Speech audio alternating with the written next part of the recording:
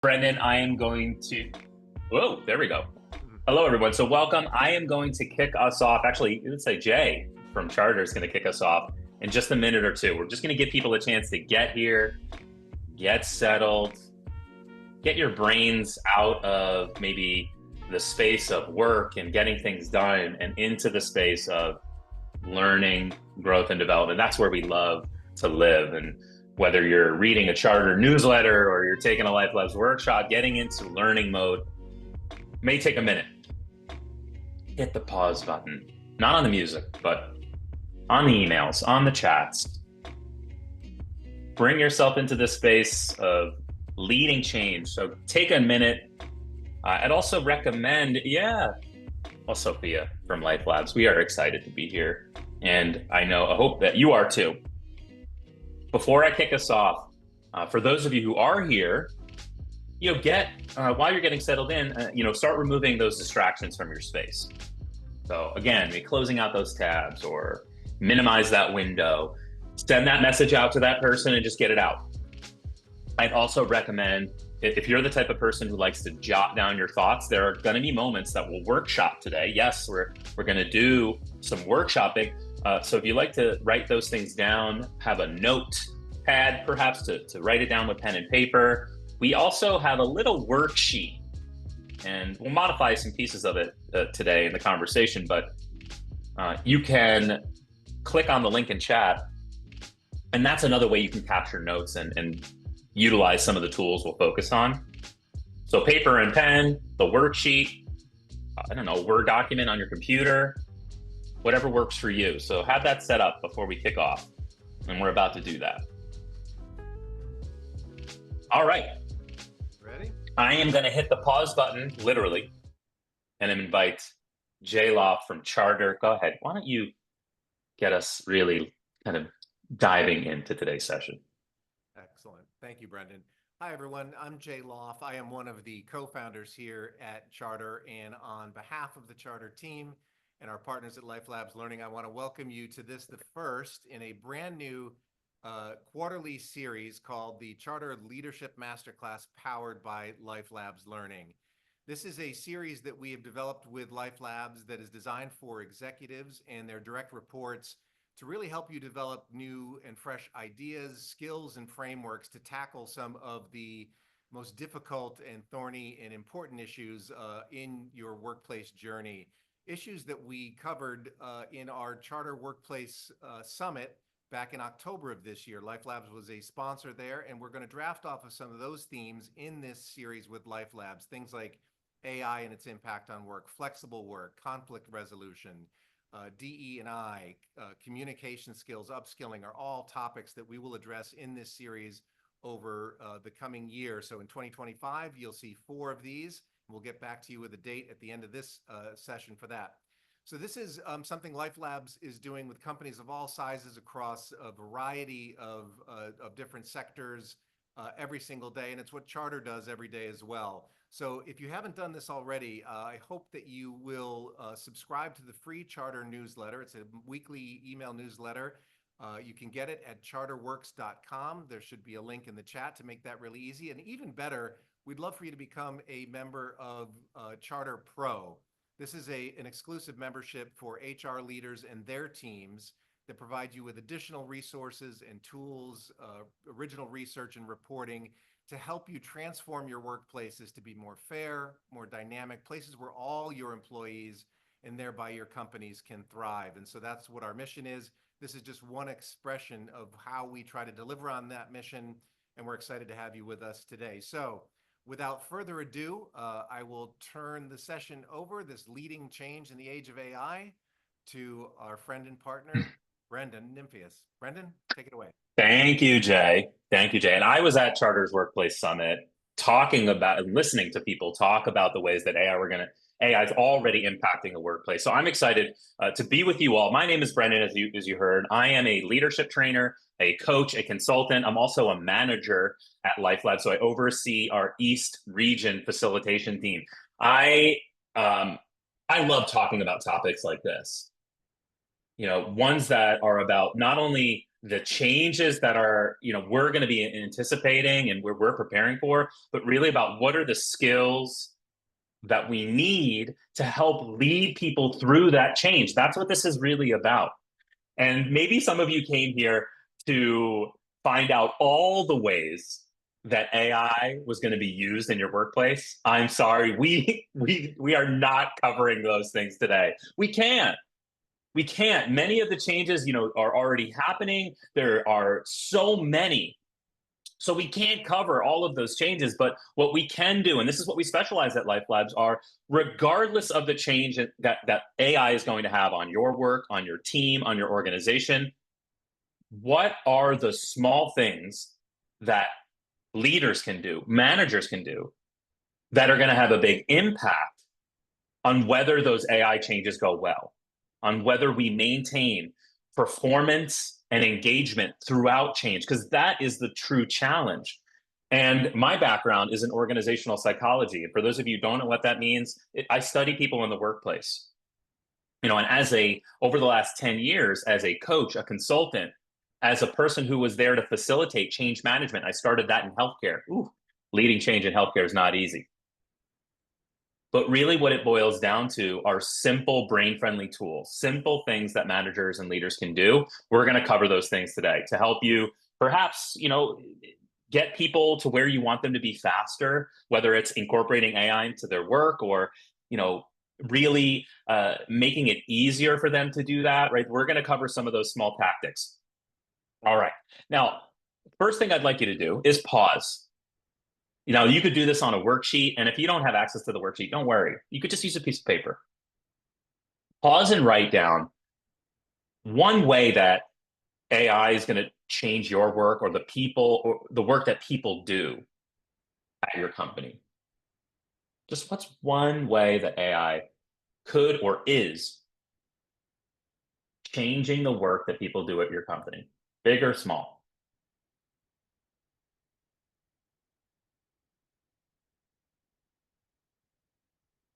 Take another 10 seconds.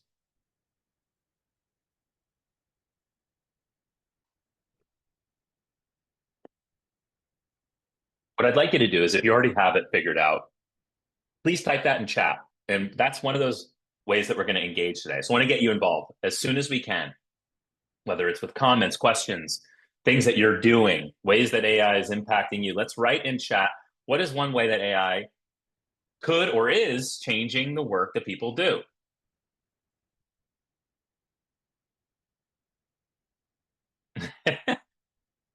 With the exclamation point, Sophia from our marketing team at LifeLabs, of course, with the exclamation point copywriting.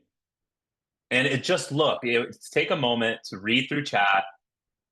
And for some of you, it's inspiration to think about a change. For others, it's just, you're seeing themes that relate to you, especially if you're a leader in people operations, in HR, right? Creating content, of course, reducing repetitive work, which I think, Thomas, is one of those big themes on everyone's mind, is where's our repetitive work?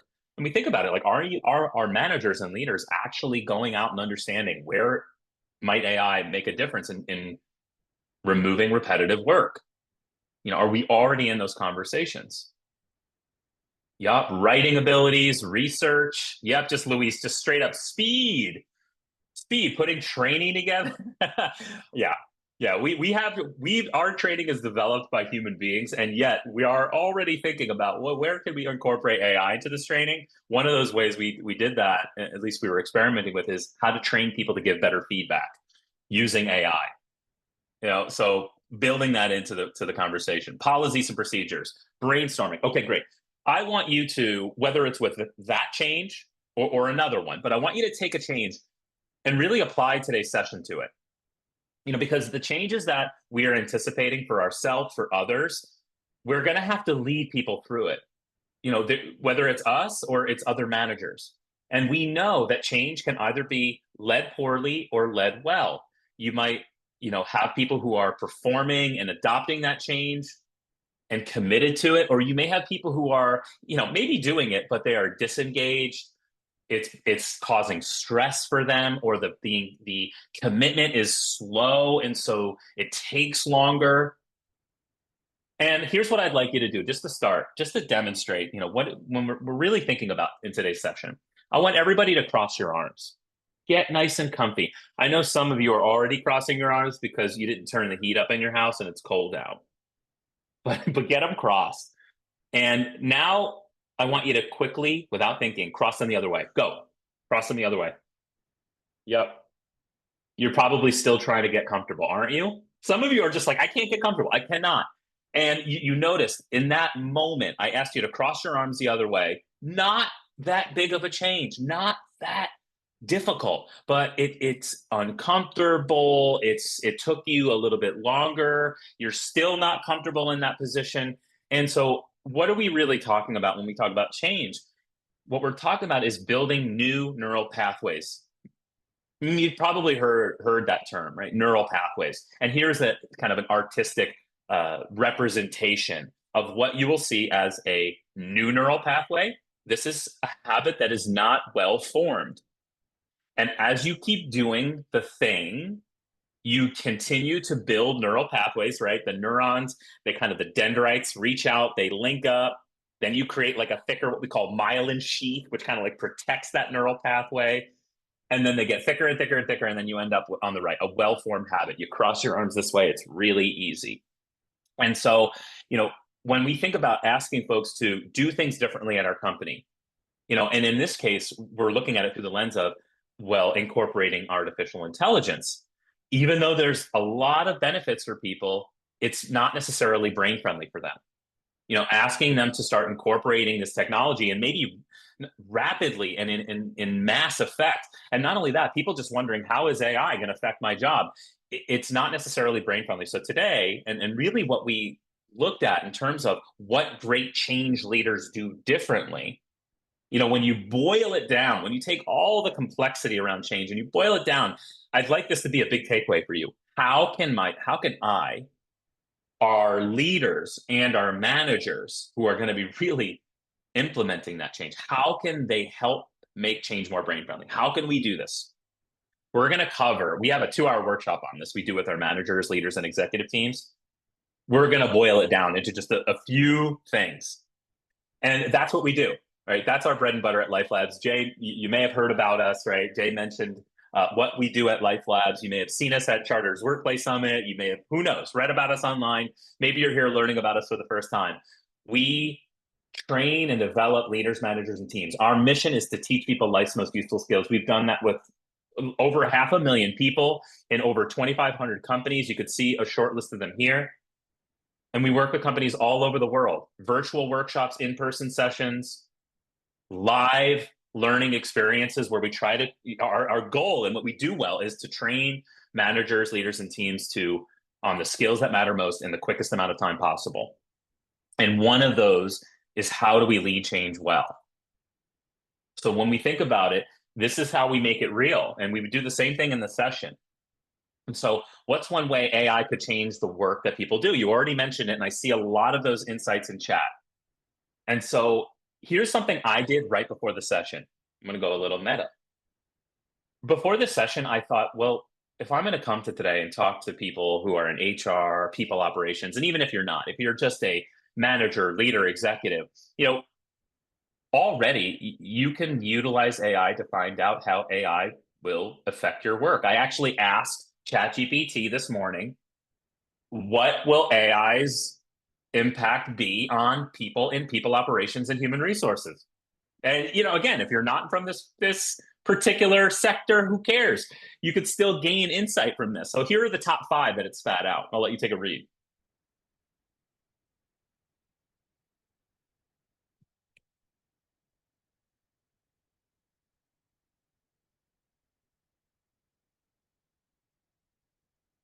And you can see it gives you examples too.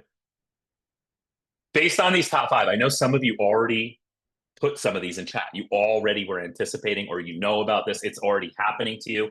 I'm just curious, just to do a quick poll, and I'll do that in chat. 1, 2, 3, 4, or 5. For you, what is the top of mind impact on you? just based on these top 5 that AI spit out, that ChatGPT told me. But which one of these 5 for you? Just like, oh yeah, that one. Oh, that one definitely something I'm thinking about. Go ahead in chat. 1, 2, 3, 4, or 5. Let me just see.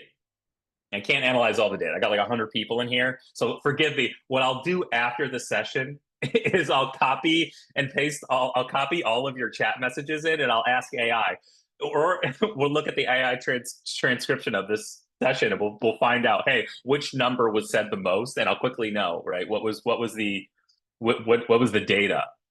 But I just Anthony's all of the above. You're like, they're all, and Anthony, now you're like, I have to prioritize all 5 of these things for in my 2025 strategy on top of everything else. But I think, yeah, it really this just demonstrates one of the ways that we can utilize AI. And maybe you could be thinking about at that. If you're a leader, executive, and people operations, just even considering the people who are in your organization, the managers, the different departments, engineering teams, finance teams, are they going on to AI chatbots and just asking, what are some of the ways that I can use artificial intelligence to help me? Are they even doing that? Just that alone. So it could be a change that we start to lead. Hey, everybody, go start doing this. So there's 3 things that we're going to cover today. We're not going to cover those top 5. I just wanted to show you, right, quickly how we can start utilizing AI and the impacts that it's going to have on you. So one is understanding change. We'll talk a little bit more about the psychology of change and a tool that you can use right now to anticipate the engagement and motivation impacts of the changes that are probably going to be happening. 2, then, whatever impact change might have, whatever discomfort it might bring up, how do I help other people change? We'll cover that. And then finally, in a world of change where it just keeps happening, where new things will happen, AI will continue to cause more and more and more change and disruption, where despite AI, despite our best efforts, we're going to continue to have to stay adaptable. So we'll talk about that last. So let's talk about understanding change. And I want to come back to this image here. So when we think about a new habit, incorporating change into someone's life, there is this sense of loss, you might say, because in many ways, what we're asking folks to do is to take their current habits and to start doing something new, to move from the right to the left. And that doesn't feel brain friendly. It's likely, and you know this already because we say things like change is hard. If I were to ask you, how do you feel about change? Sometimes you put excited.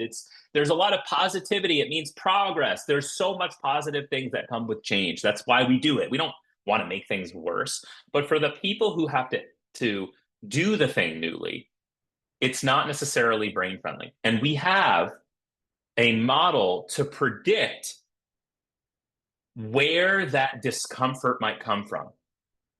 And it's called our CAMPS model. If you've taken our Effective One-on-Ones workshop, you've heard about this. CAMPS is the way that we talk about engagement. And many of you already are familiar with employee engagement and the predictors of engagement. And there are multiple predictors of engagement. We do a survey maybe it's every quarter or 2 times a year or once a year, where we try to understand how motivated people are, how committed they are to our organization. We can use the same model of engagement to talk about change and how people will impact it. And CAMP stands for certainty, autonomy, meaning, progress, and social inclusion. I'm going to go through all 5 of these. And if the slides are a bit blurred, thanks, Teresa, for the feedback. I'll make it bigger. Hopefully that helps. We're going to go through all 5 of these, and we're going to look at each one of them and see some of the areas of discomfort, like we might call them neural discomfort, that tend to show up with change. All right, so let's talk about it. When change happens, I'd say arguably the first neural discomfort area is what we call certainty. Now, here's the thing. The brain's job, one of its primary functions, is to reduce uncertainty. So when we think about certainty levels, here are a few considerations and questions people deal with when it comes to change. Now, there are multiple. But one, again, it's like, okay, how is this going to affect me and my role? And here's a big one. Will it be difficult for me? One of the, when we think about certainty, this traces back to research in what we in the theory of prospect refuge. And if you've heard of prospect refuge theory, great. If you haven't, what that's really about is human beings preferring environments where they feel prospect, the chances of success, right? They're predicting what are my chances of success? In this case, even chances of survival. And then refuge, what are my chances of safety? Does this environment support me? Am I going to be able to thrive? And is it safe? Will I be protected even if there is danger? So when we think about certainty levels, as we ask folks to incorporate AI, or if we're asking people to start thinking about it, again, it's like, okay, what's going to change in my role? And will I even be able to use it? If you talk to people, and I know some of you are out there, you're already feeling uncertain about your own abilities. Can I even use it? Are people better than me at it? Right. And so that's already showing up. And then there's what don't I know that I don't know? What are some things that I'm not even thinking about? What are some things that other people, leaders, are perhaps already talking about that I'm not aware of? And many people, when we think about this question of what don't I know, the biggest question, and this deals with certainty, is will AI take my job? It's all over the headlines. It's the biggest, arguably the biggest question.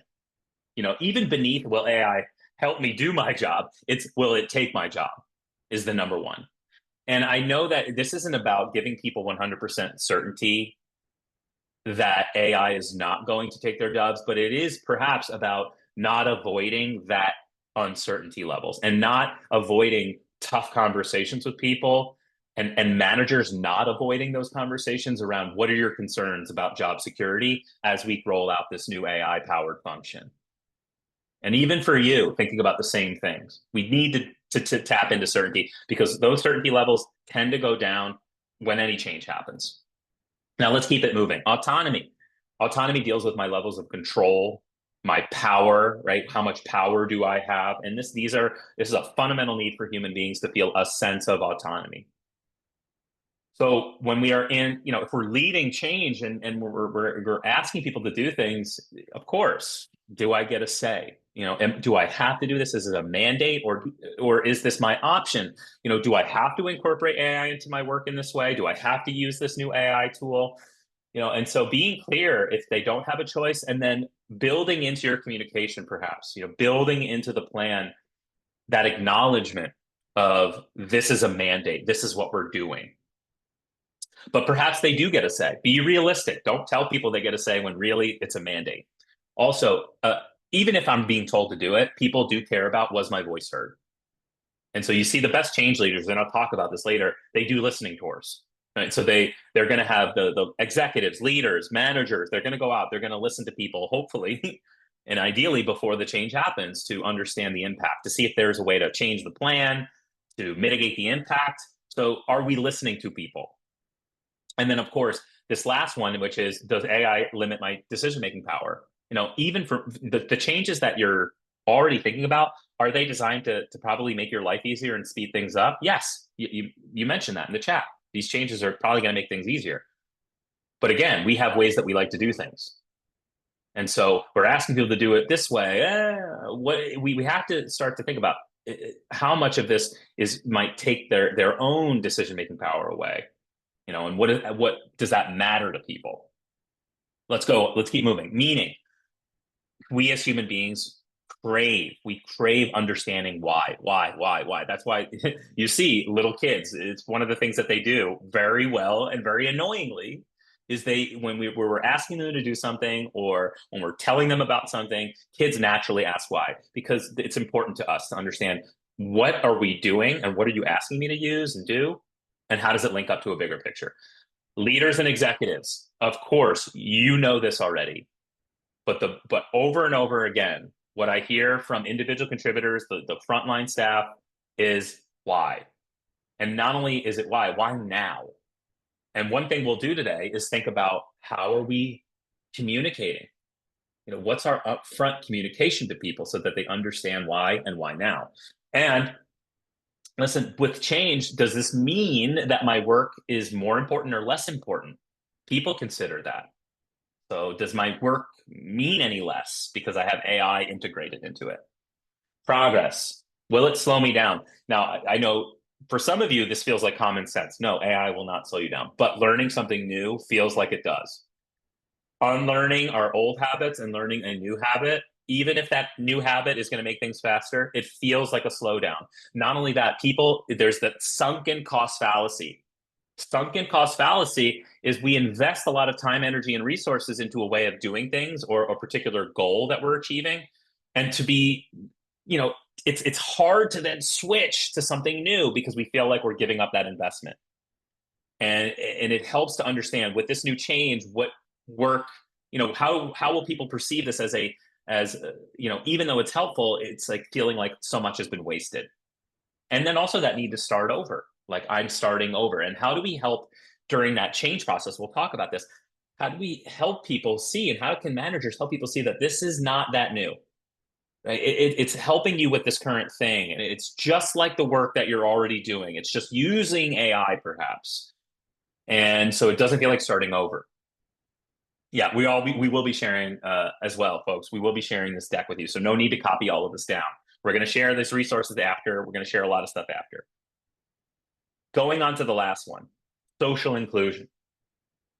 How does this fit in with groups of people and the dynamics between people? And the big one when it comes to social inclusion is fairness. That shows up often when it comes to change, especially in distributed workforces that we're in now, where we don't work alongside people every day. Is someone getting a better deal?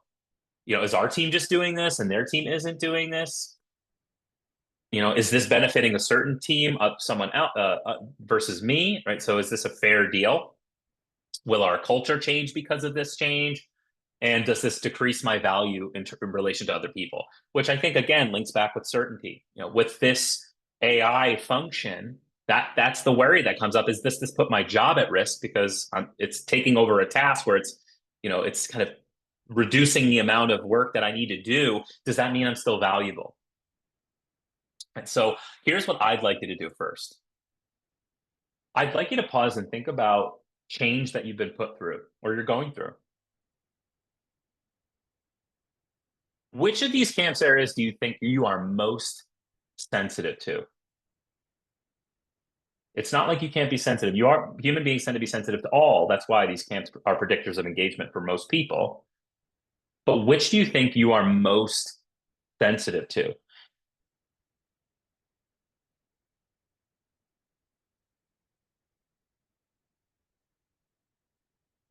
I'd like you to type in chat what that is. Yeah. And maybe you have a couple that show up, maybe there's an order to it, but type in chat what you're most sensitive to, especially when change happens. But this might also just be generally when something in this area, when you're dissatisfied in this area, it robs you of your motivation, or it causes fear or anxiety. Yeah. For me, arguably certainty is one of those ones where it's most people are pretty sensitive to it. But when it comes to change, I personally am seen as someone, and I've been told this feedback as adaptable. I could deal with uncertainty. I could deal with unknown. That's why I took on improv comedy as a hobby, because I can adapt in the moment. I'm okay without a plan and a script. But here's one thing that I'm really sensitive to: progress. Especially if I feel like this new thing will slow me down. I work pretty fast, so this thing has to really be a benefit to me, and you might have to show me that it's a benefit before I even really start incorporating it or being bought into it. Not only that, I hate wasted work. It's really difficult. One of the things I notice even now is if we implemented a new system at work, and I am still attached to my old way of doing it. We have a new way of essentially, it's basically all about knowledge management. We have a new knowledge management system at LifeLabs that makes it a lot easier to access the documents that you need. Guess what? I am still utilizing the 2,500 bookmarks and folders that I created to organize all of my I still use it. it's not helping me, but I'm so invested. I spent years cultivating my bookmarks that I'm avoiding this new knowledge management system. So progress is the thing that tends to stop me the most. Joseph, you yes, habits are hard to break, but LifeLabs Learning can help. That's one of the things we do. We change habits. So, first off, what is the benefit here? Well, when change happens, what is a useful thing that change leaders do differently? The best change leaders, whether they know it or not, are thinking about, they're anticipating where sensitivity and discomfort might come from regarding the players, right? The people who are going to be impacted. Here's what's beautiful. How do we make that easier? This camps model. That's how we do it in the workshop. We use camps to simplify complexity and look at where are the main sensitivity areas going to be for this person, for this team. Where are they going to be satisfied? Where are these, in which areas are going to be, it's going to be okay, and where are we anticipating that discomfort? And look at your change initiative that you wrote down in the beginning of the session. Think about that change and the people impacted. Pause here. With that change, which of these areas are you most worried about? Meaning people's reactions, their discomfort. Where do you think it might come from? Now I want you to see that in chat, just to see, because we already looked at your sensitivity area. Now think from other people, the perspectives of other people. Where, with that change initiative, of that AI change initiative, which of these do you think it might be most impacted? Most people most sensitive to?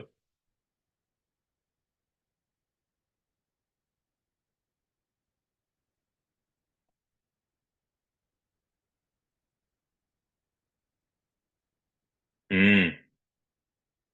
Yeah, this is what we do in the workshop. We try to simplify complexity. How can we better anticipate? If change leaders are good at listening for and anticipating response to change, how can they do that quicker with more accuracy? This is it. So you're already thinking like a change leader, and you can get all of your folks to think this way too. And here's the thing, you're taking a guess. Ideally, you're going to go out and listen. So we take that camps model. Essentially, what we're inviting you to do, and what change leaders do, is they do listening tours. I know many of you, if I asked, hey, who here has done a listening tour? Meaning before the change happened, you went out, you had interviews, focus groups. I've done so many of those. You had a whiteboard, you collected all the data. I bet you, so many of you would raise your hands. Yeah, yes, yes, yes, yes, we're supposed to do that. But in today's day and age, people are still not doing it. They're not going out and listening to people saying, hey, here's the change we're thinking about. Here's the AI powered change we are anticipating. Going out to key stakeholders, subject matter experts, the people, and asking, how might this impact you? And then you could just use camps as a way of kind of looking at, okay, where are the good areas? Where are the bad? And then thinking about this, like when you think about a listening tour, going out and understanding employee perspectives of AI and the AI changes you're thinking about, would love to hear from anyone. And you could do this in chat. I think there's even, I think there's a way for folks to share, whether it's chat or out loud. What are some ways you could or are using AI to conduct listening tours, to understand and analyze employee sentiments? Who here is already doing that? How are you doing that?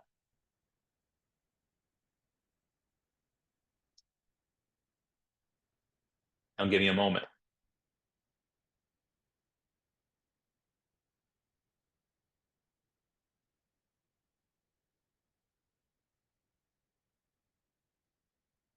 Good. And if you're typing in chat, great. Yeah, you might need a minute. Yeah, piloting using Zoom AI. Yeah, I think, Stacy, that's a big call out. I think a lot of you are already using Zoom's AI function to summarize meetings. Perfect opportunity to start thinking about how can, whatever change with whatever change, even non-AI related change, can we have some, before we implement this change, can we have some meetings with people and just use AI transcription? Ask them questions. You could use the camps those camps areas. That's what we do with our leaders in the workshop. Use kind of ask camp style questions and then just have the AI summary at the end. It spits out like what were the top things people were talking about, what were their top concerns, what were the positive things that they said. Employee check-ins. Let me think. Employee check-ins not focused on a specific topic. Yeah, Jackie, if you're already doing employee check-ins, what you might do is just utilize AI in those employee check-ins. Now, you can kind of get an AI transcript and then run that through a chatbot, right? So if you have the transcript, but you don't have the feature that analyzes it for you, just run it through a chatbot. That's what I've seen done. And it pulls out, right, positive things, challenges. It could pull out the top themes that the person said during the check-in. We also have, I know some of you are using systems like Culture Amp, like we do, where Culture Amp actually will ask employees before one-on-ones how they're feeling, and you can modify those questions. And then you could get that data and you can see what those top themes are. You can have perhaps AI put together a plan for how to address those themes. That's what I've been told. People will have a list of things that their employees are challenged by at the moment, and then utilize AI to actually come up with solutions to those challenges. Because a lot of the people who are in people ops, leaders, those executives, you may not know exactly what that engineer is doing. That's where AI comes in. So if you're listening to their problem, but you don't have insight into how they might overcome it or how they might implement that change more effectively, AI luckily does. And it could be like a partner for you so that, almost like your engineer consultant, right? Or your finance consultant, if you don't have that type of knowledge. Before the change now, Justina, I think that is a bigger question, and I don't think I can answer right now given our timing. But effectively running listening tours, some of you may even have comments or replies for Justina, how to effectively run listening tours. I will say, Justina, for me, during my time, it was basically individual conversations and focus groups. Focus groups, I would recommend no more than 7 people. That's just based on research on groupthink. Once you get above seven or more people, you can easily get to groupthink where you're trying to gather insights from a group, but then all of a sudden insights start swaying towards just one opinion. So I would keep those groups to less than 7 people. That's what I did. That could be in a Zoom room. You could do it virtually. Use AI transcription to summarize, to capture those insights. But individual conversations and focus groups, try to think strategically about who are the people you want to go listen to. Questions that we talk about in the workshop, or who's going to want a voice? Are there any individuals or departments that are going to want some say, or they're going to want to talk about the impact of the change? It could just be who specifically is going to execute. And you might want to go to the highest performing person. So if we're talking about AI systems or AI processes or incorporating AI, talk to the person who's performing the best in that situation. You may also want to talk to the person who's not performing well at all. Now, I know that's a little tricky, but maybe you can get insight from a manager. That's what I would do. Talk to the top performing and then talk to a lower performing, because this change might help that lower performing employee do something incredible. But for the top performing employee, they might be like, I'm great. I don't need AI. So again, top performers, middle of the road to low performers, subject matter experts do those group or focus groups. So to recap, and I know I could talk about this all day with you, but we don't have that much time. Understanding change. 1, it is there's neural discomfort that comes with change, just like crossing neurons in a different way. How do I better predict that neural discomfort? The camps model. Just utilize those camps dimensions you just did. Go out and listen.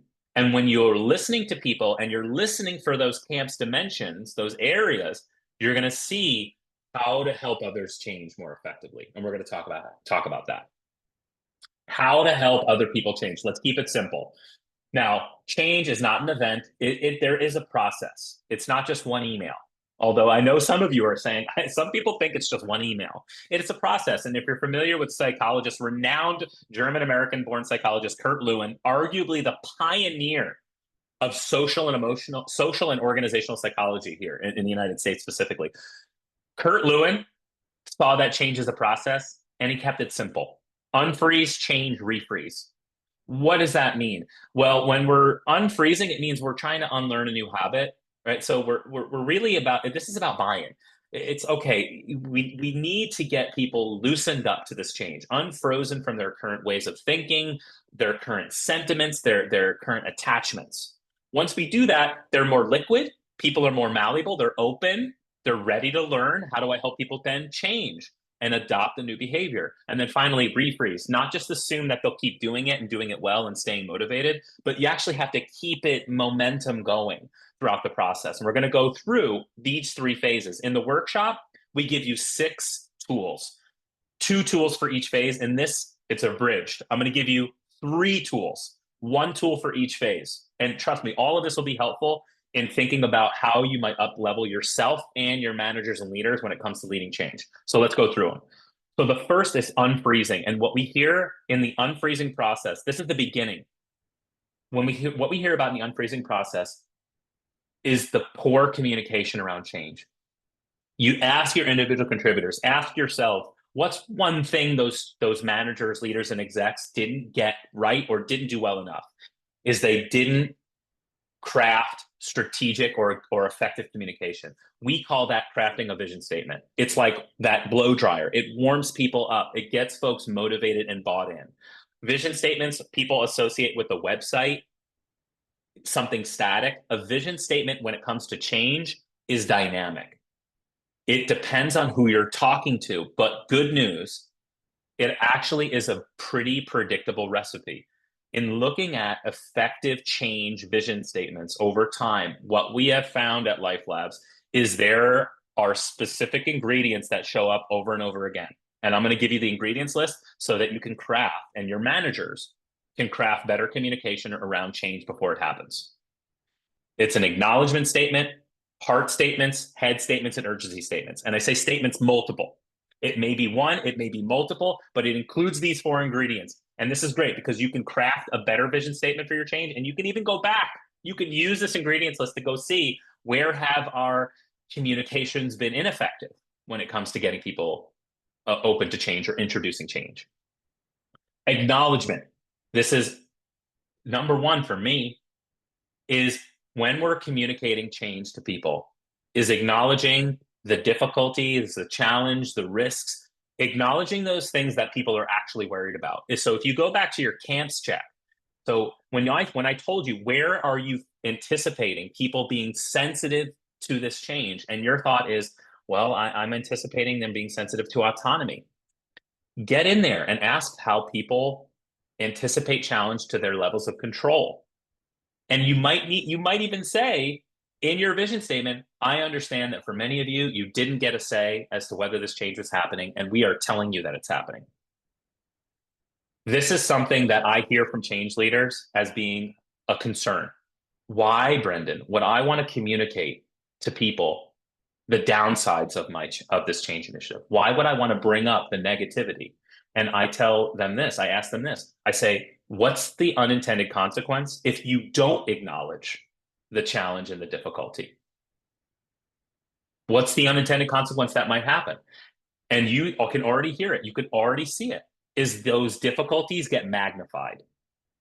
People feel, and also people feel they feel like they're not being heard, they're not being understood. So that's one ingredient that you could go and talk to your leaders about. Acknowledge the difficulties. Go out and listen and hear what people might be challenged by.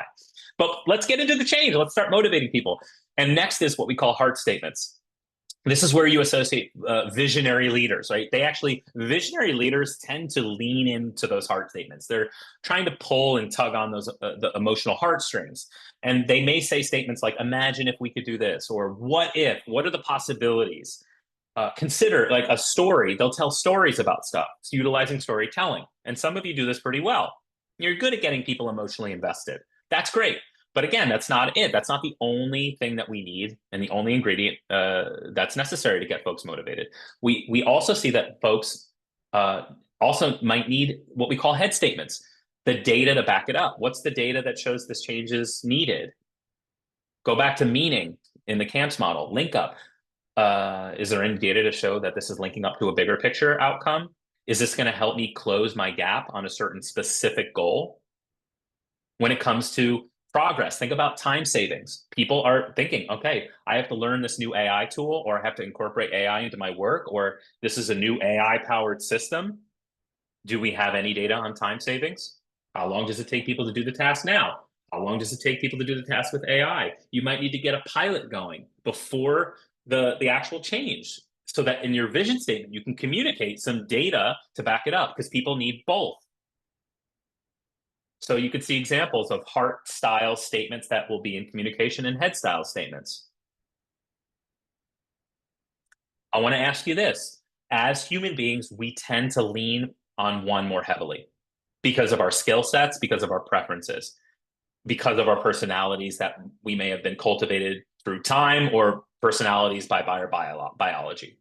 I know for me, heart statements just come out of my mouth more often. I have learned and trained myself to lean more on head statements and data, which has been amazing for my communication in everyday life. I'd like you to go again, we're going to utilize chat for this. Which do you tend to lean on more often? It's probably what you're better at, heart or head. It's probably what you prefer in communication.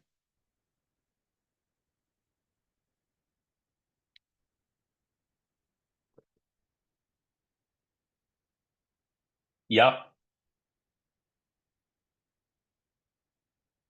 Yeah, Anthony. And that's a perfect example of how you've trained yourself to adopt a new habit when it comes to communication. When we work with leaders and managers in this workshop, this is one of the biggest insights. I've been over indexing on one of these two. And that's why some of my communication has not been effective and has not landed. And it depends on the person. Sometimes it's around their industry. Of course, when I work with engineering leaders, yeah, they're very leaning towards the head. But it doesn't mean that their engineers don't want to hear some of those hard statements. Yes, there's data, but they might add in and filter in 10% more of that emotional side of it to kind of capitalize and maximize on that communication. Right. So HR leaders are great because I think a lot of you have learned to adapt. Not a lot of your managers have learned to adapt. Here's an example of that in real life. This is from a group of leaders implementing a new performance review system.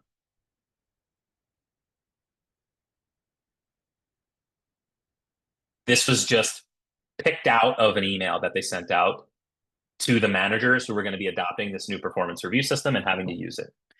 So this is just an example of when we're thinking about communication, heart statements, head statements, simple. Again, this is not the last ingredient though. There's also why now? Urgency. Why now? Go back to meaning in the camps model. I talked about this. Why is this happening and why now? Yes, it will help me. Yes, you have the data, but also, do we really need to use this new AI powered tool? Is it really necessary for me to incorporate AI now? I mean, I'm working, I know how to do what I do. I'm pretty good at what I do. But that's where we have opportunity. If we don't give people a sense of urgency, why would they? So here's how that tends to go. Here's why we're acting now.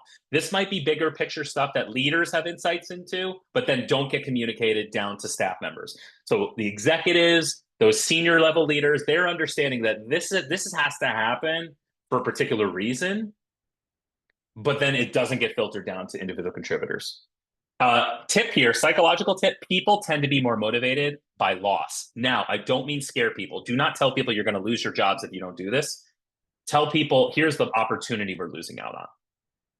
Right? So again, we're not going to do this now, but I'm going to encourage you after the session. You're probably already thinking about this. And don't worry, you'll get these tools and you have a worksheet. But I'm going to encourage you after the session to actually craft your own vision statement. Again, you're going to get this stuff post-workshop materials, but just draw these 4 boxes. Put acknowledgement, heart, head, urgency, or use the worksheet. And just try it. Just the first draft. Then you could run it through ChatGPT to make it simpler and more effective. Or whatever your favorite chatbot is. You can then improve the communication. Or you could say, hey, could you add in to this vision statement, could you add in something that might be meaningful to an engineer, right? You could think about your audiences. So again, it goes down to when we think about it, I want you to pause, and we're not going to discuss this, but just pause and think, what's one thing I'm learning when I think about unfreezing with a vision statement? Pause and consider, what's one thing I just learned now? What's one thing I just learned? Hmm. Feel free, type those insights in chat. I love people extracting learning. And if we were in a full 2 hour session with each other, I'd be calling on you. Our facilitators do this a lot. We pause, we talk to the groups, we understand what they're really getting. We talk about how you're going to incorporate this insight, this piece into your lives. Man, Anthony, I love that. Balance head and heart. Yeah.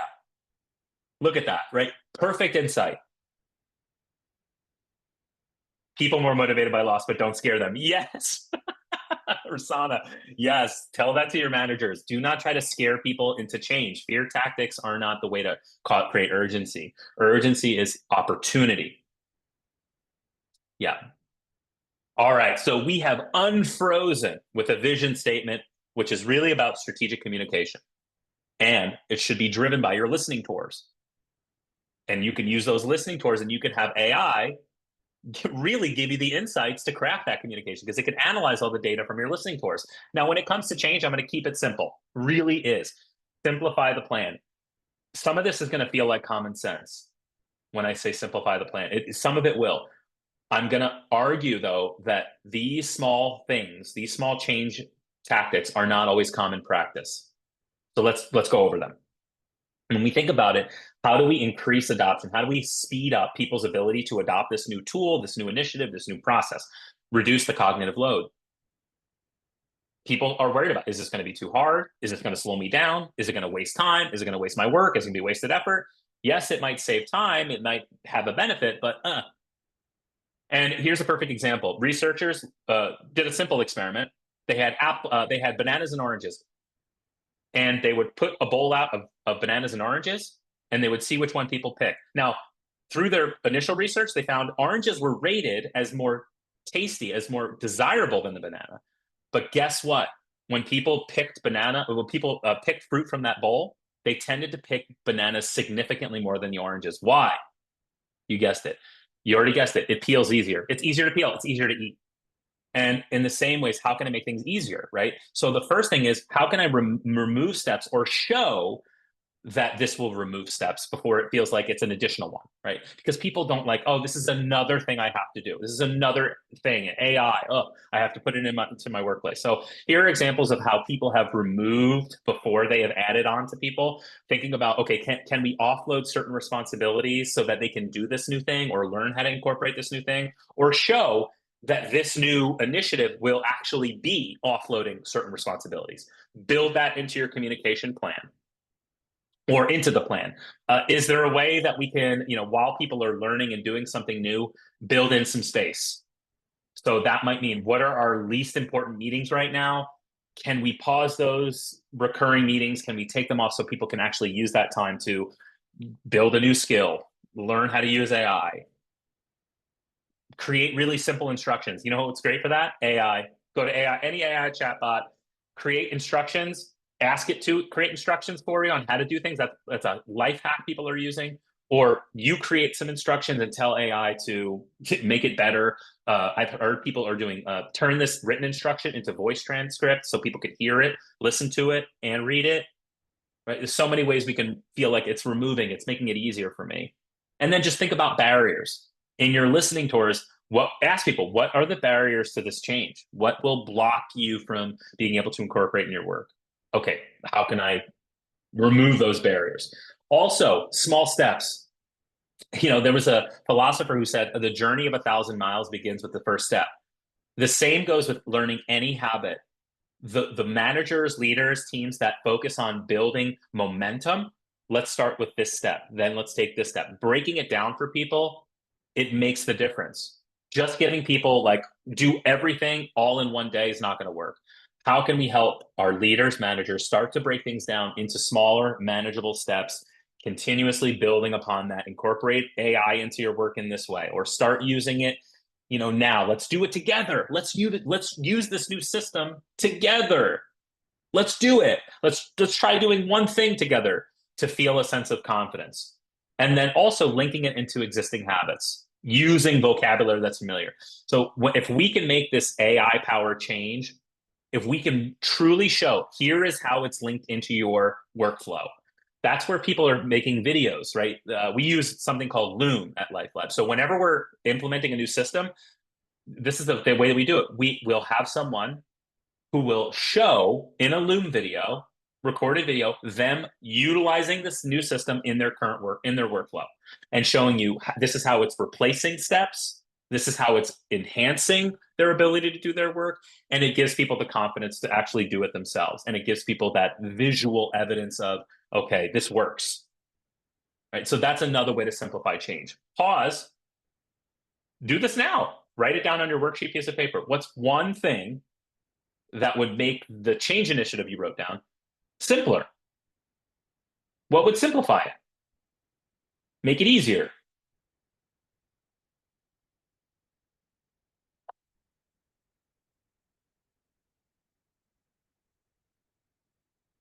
If you don't have something, just jot that question down for yourself. So again, simplify it in those three tactics. Just don't complexify. Here's our final step. And arguably, it's not the final step. It's more of an ongoing one, which is refreezing. Again, seems like common sense to over communicate change, but it is not always common practice. People think if I just send one email that might include a few links to the documents, right? I send one email to my team. It has the links to the stuff that they need and the instructions. That's it. That's all I got to do. It's not. It is really not. We need to hear things many times before we really incorporate it into our values, into our decisions, into our daily lives. We know this if you're in marketing, effective frequency. We need to see an ad up 6 to 20 times before we actually act on it in many ways. That's why you see ads all the time on different platforms. So again, building in that repetition. We need to hear a message many times before it sinks in. Just for effective frequency, I'll say it again. Is this enough? Is this sinking in for you? Over communication matters. One more time. Okay, one more time. But here's the tip, the pro tip. It's about channel diversity. Don't send 10 emails to the team. By the way, reminder, folks, by the way, here's that email I sent last week. Do not forward the email 10 times. We see the best leaders and best organizations are utilizing channel diversity. In chat, just type in channels that you might use to communicate. Now, they obviously ones like email, but get specific. Is there certain newsletters? Is there certain Slack channels that you might use, right? So in chat, what are some of the channels you could use to communicate change with that initiative?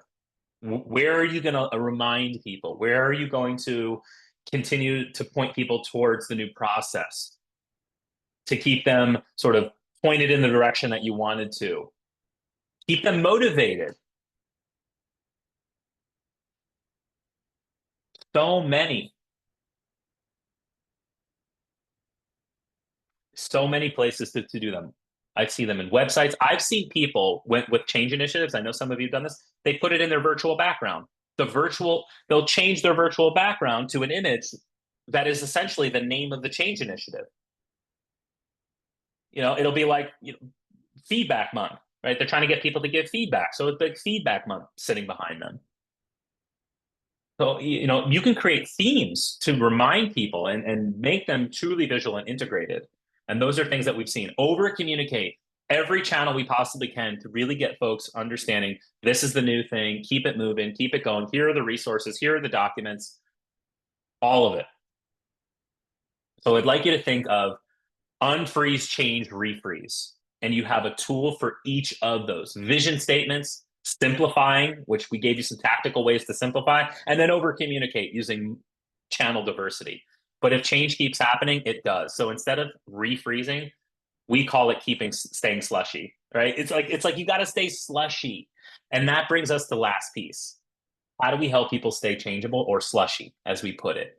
And we know that many of you might do this already, but being honest with folks, normalizing that change happens. Think about your employee life cycle. Are we talking about change throughout our employee life cycle? and throughout those employee touch points. That's just quick, like an audit of how are we normalizing change. You might need to talk to managers and leaders about that. Hey, where do you normalize that change is happening and keeping people slushy, keeping people adaptable, asking them how they are doing adapting to change so that we can start to have conversations about that. And then there's also just give it a name. Say, hey, stay slushy. We've had people call it the growing gains, or we're in the fog, or hey, we're in the messy middle. Find your own name in chat. If you have a name to call change, share it in chat, right? And talk about it with others, right? How can we help people stay slushy? That's a discussion topic I'd like you to engage in with your folks. How can I help people to stay slushy? And that's the question also is what are you going to try? Now, there are some stuff coming up. Next, I'm going to skip to this. We're going to give you a link to share feedback with us. Also, if you're interested in working with us at LifeLabs doing training and development, we have people you can contact, talk about training and development. And those are consultation calls. They're free to have. We have experts who are willing to nerd out to see if you're looking to build training and development programs for you. Also, I have Jay. Do you have a message? You have some upcoming stuff from Charter, I think, that you wanted to mention. Yes, Brendan, thank you so much for that session. I know we are at time, so we're going to let everybody go. No, I think it was really interesting there's so much discussion of what are the specific things you can do to be testing AI, but this whole session around what is the groundwork that you can lay to do that successfully is so critical. So thank you for doing that. And I'll just say to the group here, bookmark March 4th. So this will be a quarterly webinar series that we are running next year, the Charter Leadership Masterclass. Next one is March 4th. Bookmark it, and we will send out to you the topic and all the information you need to know to sign up. Thanks very much for joining us today. Thank you, Jay. Thank you, everyone. I know we're ending a little abruptly, and that's okay because I really enjoyed the conversation with you all to see the insights. Join us whenever you see an opportunity to be with Charter, to learn. They have amazing events. Their newsletters are packed, especially with AI related tips and tricks for especially for you leaders out there. And if you're interested in training and teaching your people life's most useful skills, including change leadership, contact us, talk to one of our program consultants. Other than that, I wish you happy holidays and have an amazing rest of your day.